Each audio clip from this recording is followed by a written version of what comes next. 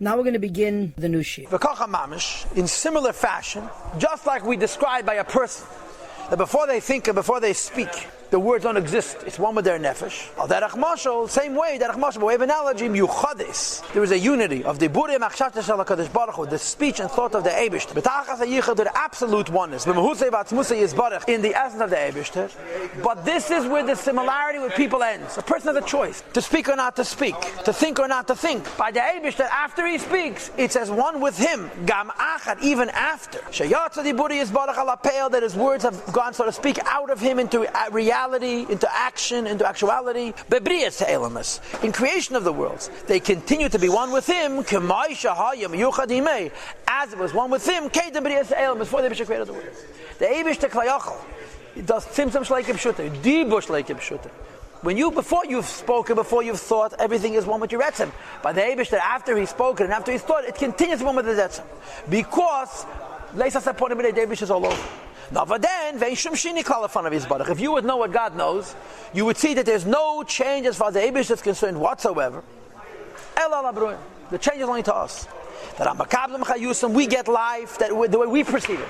And how do we perceive it? We perceive it that Hashem has in fact spoken on a level of Yitziyase Kvar Paltiel, in going out into actualization, bebrias ha'elamus, in the creation of worlds, that shemislabish bahem, that the Eibishter's words have gone into the worlds, lacheitzim, to give them life. So from our point of view, that the Eibishter's words are separated from him, we exist.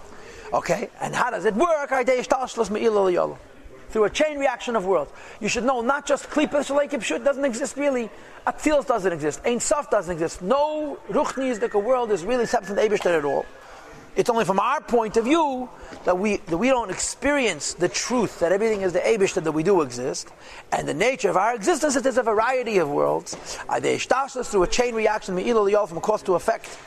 We read this on madregas and descend from level to level, through many and various tzimtzumim. That we should be able to, from our perception, receive the life that Hashem gives us. In the creation the Eibishter gives us. Chayes is neshama and Neshavas is guf. From the Eibishter, we shouldn't lose our form. It says the Rebbe V'chol tzimtzumim, and every event of tzimtzum, which creates another world, a lower world. Hester upon him is a concealment of the Eibishter's face, so to speak. Lahastit to black, lahalam, and to hide. Ha'er v'chayes, the light and life. That comes from Hashem's speech. That there should not be a revelation of the koyach of the Eibishter's speech, but too much revelation, because if it would be too much revelation, the lower worlds cannot be able to receive. So the first point of Dibur is that the world is separated from him. The second and the third part of Dibur is, number two is, it has different levels, each one created separately. And number three is each one has a different amount of chayas, like the air that a person puts into the spoken word has to be limited. And the nimshal is Hashem creates worlds that in our point of view exist, and at the point of view that we have, that we do exist, there is tzimtzumim that should tailor the amount of chayas that comes to us. It shouldn't overwhelm us.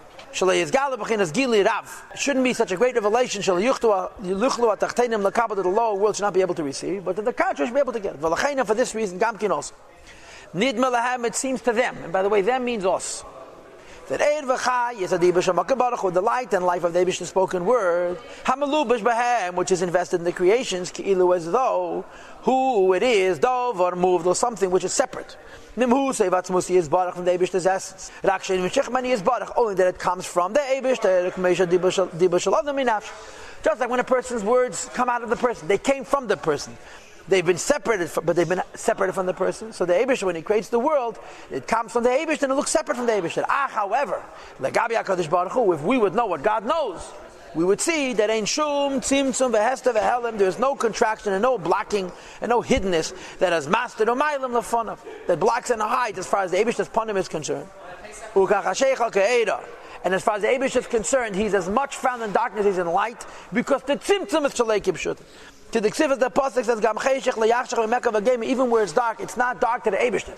In Giluyim, in Ishtalshlus, in the Kav, there's Milo, Matan, Zila, V'yol, there's higher and lower, more or less. But Sim, like I'm sure all of these places, events are taking place in Ein Sof, in Atzmas, Husam Moed. And as far as that is concerned, their worlds have not changed whatsoever, from before creation to after creation. Mishum she'ein atzimtzumim v'alavushim, because all of these contractions and all of these garments are not davar nifred mimeni is but a chas v'shalom, separate from the Eibush God forbid, they're not outside of Elikus. The Eibush is all over, because elakaden kamsa, like a kamsa. Kamsa either means a turtle or a snail. That he wears a shirt on his back. The levushim and obey. That it's levush. It's covering his part with itself. And by the Eibush, it's because of as the pasuk says, "Ki adeshemu lekim." At the Keach Eibush called the lekim, which creates a tzimtzum. And the Keach Eibush called the vay, which is the truth, are one and the same thing. In other words, where the lekim is, and we don't see gil lekus, the havaya is without any shina. When you custom makamach, well, therefore, kamei. When you talk about the Eibush, the kluk lachshav mamish, everything is mamish nothing. But nothing doesn't mean almost nothing, like we discussed in Perek Chaf, because it's only a word. Nothing means, in fact, the word was never spoken. So we've got Perek Chaf gives us the lower madrega of Achdus, which is the word of insignificance. And Perek Chaf says the world was never created because it's tzimtzum v'shalei kipshutei. But from our point of view, there's a hishtalshalos. And in the next Perek is going to say that the end of hishtalshalos, from our point of view, is that not only are there worlds that have to get a limited amount of chayes alaki, not to be overwhelmed, there are worlds that deny the Eibush altogether.